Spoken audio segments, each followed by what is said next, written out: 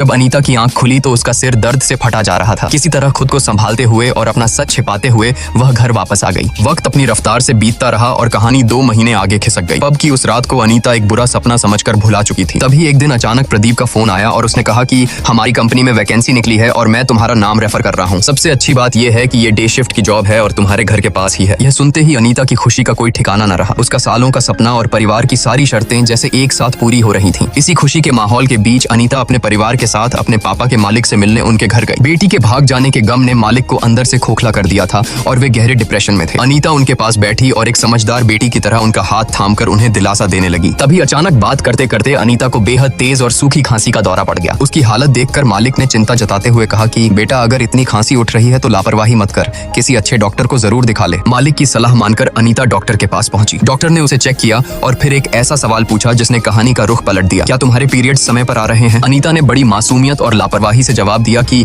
मेरे पीरियड्स तो अक्सर लेट ही हो जाते हैं डॉक्टर साहब, क्योंकि मुझे काफी समय से थायराइड की समस्या है। अनीता को लग रहा था कि यह महज एक आम बीमारी है, लेकिन वो नहीं जानती थी कि थायराइड के पर्दे के पीछे एक ऐसा खौफनाक सच पल रहा था जो उसकी पूरी दुनिया उजाड़ने वाला था। क्लिनिक में कुछ बेसिक जांच करने के बाद डॉक्टर के चेहरे पर चिंता की लकीरें उभर आईं। उसने अनीता की ओर गंभीरता से देखते हुए कहा कि तुम्हारे लक्षण कुछ और ही इशारा कर रहे हैं, मुझे कुछ गड़बड़ लग रही है, एक जरूरी टेस्ट और करना पड़ेगा। जरूरी टेस्ट का नाम सुनते ही अनीता के मन में एक अनजाना खौफ पैदा हो गया। एक अजीब सी घबराहट ने उसे घेर लिया। उसने तुरंत टेस्ट करवाने से साफ मना कर दिया और घबराई हुई हालत में वहां से भाग खड़ी हुई। घर पहुंचने पर उसकी मां ने फिक्रमंद होकर पूछा कि क्या कहा डॉक्टर ने, सब ठीक तो है ना? अनीता ने अपने कांपते हाथों को छुपाते हुए और नजरों को चुराते हुए झूठ बोल दिया कि कुछ नहीं मां, बस गले में थोड़ा इन्फेक्शन है, दवा दे दी है, ठीक हो जाएगा। भले ही उसने मां को टाल दिया था, लेकिन अंदर ही अंदर वो किसी गहरी सोच और दहशत में डूबी हुई थी। उस रात घर में जब सब गहरी नींद में सो गए, तब सन्नाटे को चीरती हुई अनीता दबे पांव उठी और चुपचाप बाथरूम में गई। उसके हाथों में एक प्रेगनेंसी किट थी। उसके हाथ बुरी तरह कांप रहे थे। जैसे ही उसने टेस्ट किया और किट पर नजर डाली,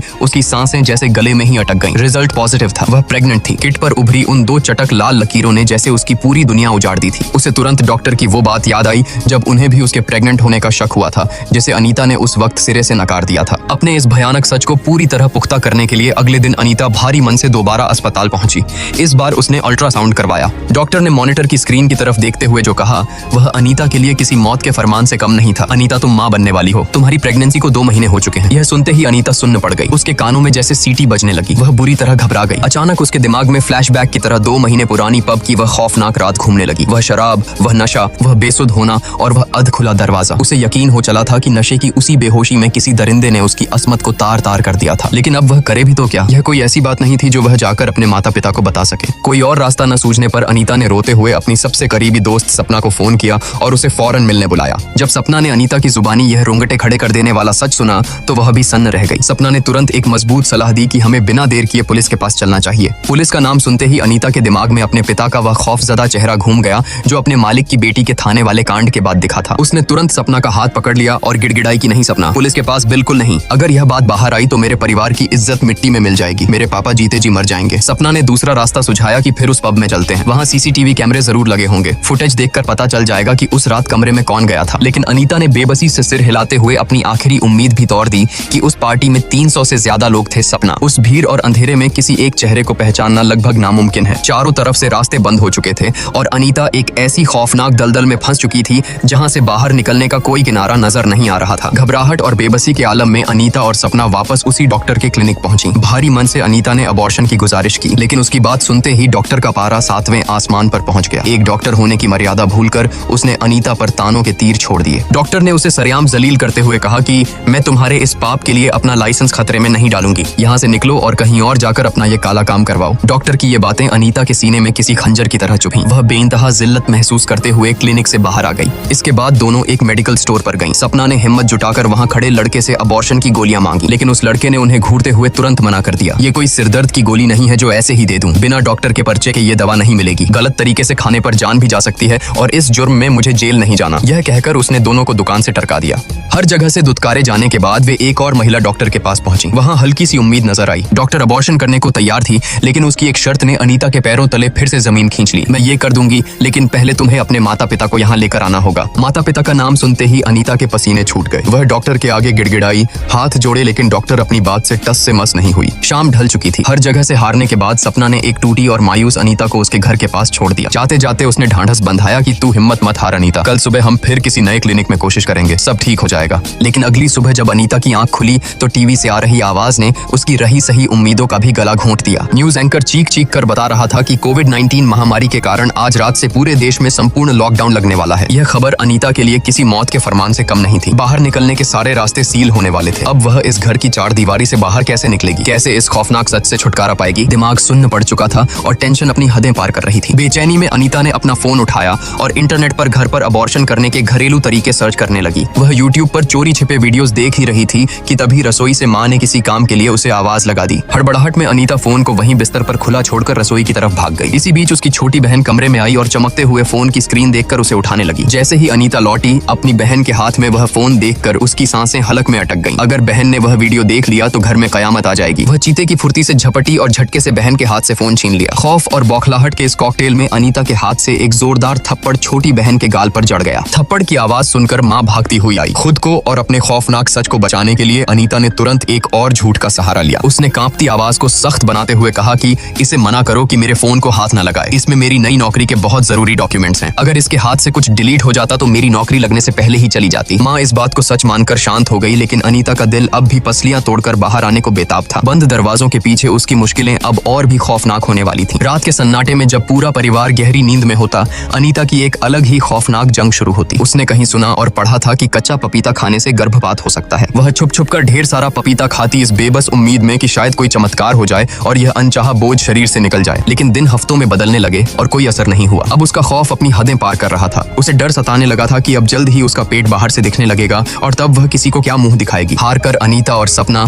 फिर उसी मेडिकल स्टोर वाले लड़के के पास पहुंची। इस बार अनीता ने अपनी सारी झिझक किनारे रख दी और सरेआम उस लड़के के सामने हाथ जोड़कर फूट फूट कर रो पड़ी। उसकी यह बेबसी और छटपटाहट देखकर आखिरकार उस लड़के का दिल पसीज गया। उसने इधर उधर देखा और एक पर्ची पर एक डॉक्टर का नंबर लिखकर चुपके से उनके हाथ में थमा दिया। दोनों उम्मीद की एक नई किरण लिए उस डॉक्टर के क्लिनिक पहुंची, लेकिन वहां इंसानियत नहीं बल्कि मजबूरी का व्यापार चल रहा था। डॉक्टर ने उनकी घबराहट का फायदा उठाते हुए सीधा सौदा किया कि 20,000 रुपए लगेंगे। इससे 1 रुपया भी कम नहीं होगा। अनीता के पास कोई चारा नहीं था। वह भारी मन से मान गई। घर लौटकर उसने अपनी सारी इज्जत दांव पर लगा दी। दोस्तों के सामने झूठी कहानियां बनाकर और बहाने आंचकर पैसे उधार मांगे, लेकिन लाख कोशिशों के बाद भी वह सिर्फ 10,000 रुपए ही इकट्ठा कर पाई। उसी आधी अधूरी रकम के साथ दोनों फिर क्लिनिक पहुंची, लेकिन वह लालची डॉक्टर नहीं पसीजा। उसने वो 10,000 रुपए अपनी दराज में रख लिए और बेरहमी से कहा, ये 10,000 रुपए एडवांस हैं, बाकी के 10,000 लेकर आओगे तभी ऑपरेशन टेबल पर लिटाऊंगा। अब कोई और रास्ता न देख अनीता ने मजबूरी में प्रदीप को फोन मिलाया। उसने अपनी आवाज में हड़बड़ाहट छुपाते हुए 10,000 रुपए उधार मांगे और वादा किया कि जल्द ही लौटा देगी। प्रदीप ने बिना कोई टेढ़ा सवाल किए तुरंत पैसे ट्रांसफर कर दिए। अगले दिन बाकी के 10,000 रुपए हाथ में लिए अनीता और सपना इस तसल्ली के साथ क्लिनिक पहुंची कि आज इस खौफनाक अजाब से हमेशा के लिए छुटकारा मिल जाएगा। लेकिन जैसे ही वे क्लिनिक के बाहर पहुंची, उनके पैरों तले जमीन खिसक गई। दरवाजे पर बड़ा सा ताला लटका था और बाहर एक पुलिस कांस्टेबल पहरा दे रहा था। यहाँ क्या कर रही हो? वापस जाओ, डॉक्टर को कोविड हो गया है, क्लिनिक सील कर दिया गया है। कांस्टेबल की आवाज किसी हथौड़े की तरह उनके कानों पर पड़ी। दोनों सन्न रह गईं। पैसे भी डूब गए और काम भी नहीं हुआ। घबराहट में उन्होंने डॉक्टर को लगातार फोन मिलाए, लेकिन कोई जवाब नहीं मिला। उदास और टूटे हुए कदमों से वे वापस लौट ही रही थीं कि क्लिनिक के पास ही उन्हें उसी डॉक्टर का कंपाउंडर मिल गया। वे उसके पास दौड़कर गईं और अपनी परेशानी बताई, लेकिन उस कंपाउंडर ने भी इस बहती गंगा में हाथ धोने में कोई कसर नहीं छोड़ी। उसने चारों तरफ देखा और धीमी आवाज में कहा कि डॉक्टर वाला एडवांस तो अब भूल ही जाओ, लेकिन अगर वो 10,000 जो तुम्हारे हाथ में है मुझे दे दो तो मैं तुम्हें एक ऐसी गोली दे सकता हूँ जिससे तुम्हारा काम घर बैठे हो जाएगा। अनीता और सपना के पास सोचने समझने की कोई ताकत नहीं बची थी। उन्होंने बिना कुछ सोचे वो 10,000 रुपए उस अनजान कंपाउंडर के हाथ में रख दिए। उसने पैसे अपनी जेब में ठूंसे और एक जगह का पता बताते हुए फुसफुसाया कि शाम को इस जगह आ जाना, तुम्हें तुम्हारी टेबलेट मिल जाएगी। शाम होते ही अनीता और सपना उस कंपाउंडर के बताए पते पर पहुंची और वहां के लोगों से उसके बारे में पूछने लगी, लेकिन जवाब सुनकर दोनों के पैरों तले बची खुची जमीन भी खिसक गई। उस नीच कंपाउंडर ने उनकी घबराहट और मजबूरी का फायदा उठाया था और उन्हें बेवकूफ बनाकर आखिरी 10,000 रुपए भी ठग लिए थे। यह धोखा अनीता के लिए बर्दाश्त से बाहर था। वह अंदर से पूरी तरह दरक चुकी थी। उसकी आखिरी उम्मीद भी उस कंपाउंडर के साथ गायब हो चुकी थी। जब वह टूटे कदमों से रात को घर लौटी तो माँ का गुस्सा ज्वालामुखी की तरह फूट पड़ा। इतनी रात तक कहाँ आवारागर्दी कर रही है? आजकल तेरा घर में मन नहीं लगता, सारा दिन बाहर भटकती रहती है। माँ ने तीखे तानों से उसका स्वागत किया। अनीता पहले ही अपनी किस्मत से हारी हुई थी। माँ के तानों ने उसके सब्र का बांध तोड़ दिया। वह पलटकर गुस्से में अपनी माँ पर चीख पड़ी। बेटी की इस बदतमीजी से माँ का पारा 7वें आसमान पर पहुंच गया और उन्होंने पास ही रखी झाड़ू उठाकर अनीता को पीटना शुरू कर दिया। चीख पुकार सुनकर छोटी बहन और दादी बीच बचाव करने दौड़ी और किसी तरह अनीता को बचाया। लेकिन इन सब घटनाओं ने अनीता को मानसिक रूप से पूरी तरह निचोड़ दिया था। गुस्से, हताशा और इस खौफनाक सच के बोझ तले दबकर उसे अब जिंदगी से घिन आने लगी थी। वह अपने कमरे में गई और दरवाजा बंद कर लिया। आंखों में आंसू और दिल में गहरी मायूसी लिए उसने पंखे से फंदा जिंदा लटक लिया। वह इस अजाब से हमेशा के लिए आजाद होना चाहती थी, लेकिन शायद मौत भी उससे मुंह फेर चुकी थी। ऐन वक्त पर उसकी छोटी बहन ने उसे देख लिया और चीखते हुए घर वालों को बुला लाई। किसी तरह दरवाजा तोड़कर उसे फंदे से नीचे उतारा गया। बेटी को इस हाल में देखकर माँ का शक गहरा गया। उन्होंने अपने पति से कहा कि मुझे पक्का यकीन है कि ये किसी लड़के के चक्कर में पड़ गई है, इसीलिए इसका ये हाल है। आप खुद इससे बात कीजिए। पिता, जो अपनी बेटी को अपनी जान से ज्यादा चाहते थे, अनीता के पास आकर बैठ गए। उनकी आंखों में आंसू थे। उन्होंने अनीता के सिर पर प्यार से हाथ फेरते हुए कहा कि अगर तू ही मर जाएगी तो हमारा क्या होगा? तेरे बिना हम कैसे जिएंगे? अगर कोई भी परेशानी है तो अपने पापा को बता। क्या तू किसी से प्यार करती है? बाप का यह निस्वार्थ प्यार अनीता के सीने को चीर रहा था। वह चाहकर भी वह घिनौना सच अपने भगवान जैसे पिता को नहीं बता सकती थी। वह फूट फूट कर रोई और अपने आंसुओं के पीछे सब कुछ छिपाते हुए बोली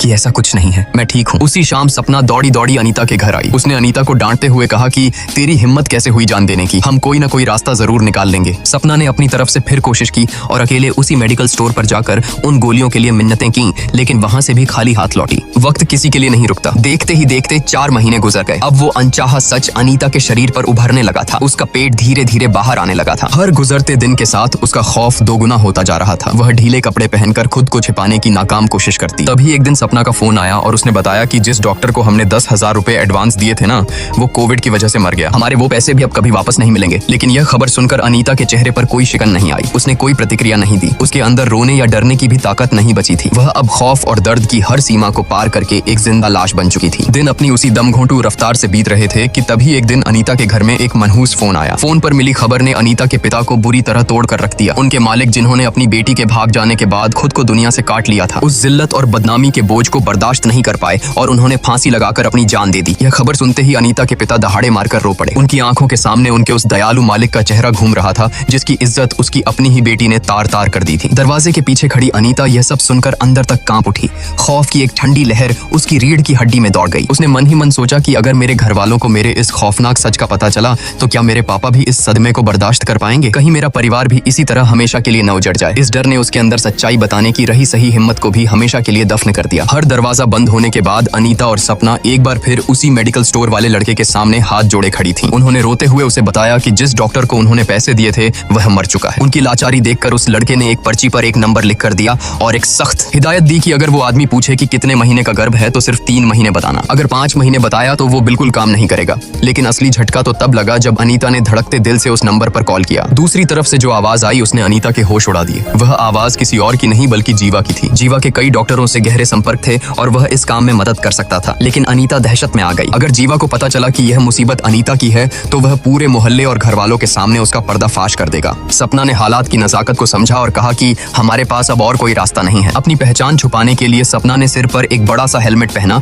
और जीवा से मिलने पहुंच गई। उसने एक अजनबी बनकर पूरी कहानी बताई। जीवा ने उन्हें एक डॉक्टर का पता और नंबर दिया। डॉक्टर का पता तो मिल गया था, लेकिन अब पैसों का बंदोबस्त करना एक पहाड़ जैसी चुनौती थी। अनीता ने हर जगह हाथ पैर मारे लेकिन कोई मदद नहीं मिली। आखिरकार मजबूरी में अंधी होकर उसने एक ऐसा कदम उठाया जिसने उसकी रूह को छलनी कर दिया। उसने चुपके से अपनी माँ के सोने के कंगन निकाले और उन्हें गिरवी रखकर पैसों का इंतजाम किया। उन पैसों को कसकर पकड़े दोनों सहेलियां डॉक्टर के क्लिनिक पहुंची। डॉक्टर ने पहला सवाल वही पूछा कि कितने महीने हुए हैं। अनीता ने कांपते होंठों से झूठ बोल दिया कि 3 महीने डॉक्टर साहब। लेकिन अल्ट्रासाउंड की मशीन झूठ नहीं बोलती। जैसे ही डॉक्टर ने स्कैनिंग की, सच्चाई स्क्रीन पर चीख चीख कर सामने आ गई। अनीता 5वें महीने में थी। घबराए हुए डॉक्टर ने तुरंत जीवा को फोन मिलाया और कहा कि भाई ये लड़की 5वें महीने में है। फोन के दूसरी तरफ से जीवा ने बड़ी बेरहमी से एक चाल चली कि अगर इतना रिस्क है तो उनसे 1 लाख रुपए की मांग कर लो। डॉक्टर बाहर आया और उसने सीधे अनीता और सपना के मुंह पर 1 लाख रुपए की डिमांड रख दी। 1 लाख सुनते ही दोनों के पैरों तले जमीन खिसक गई। सपना का गुस्सा फूट पड़ा और वह डॉक्टर से तीखी बहस करने लगी। लेकिन अनीता को अपनी आंखों के सामने सिर्फ अपने पिता का रोता हुआ चेहरा और उजड़ता हुआ परिवार नजर आ रहा था। उसने सपना को चुप कराया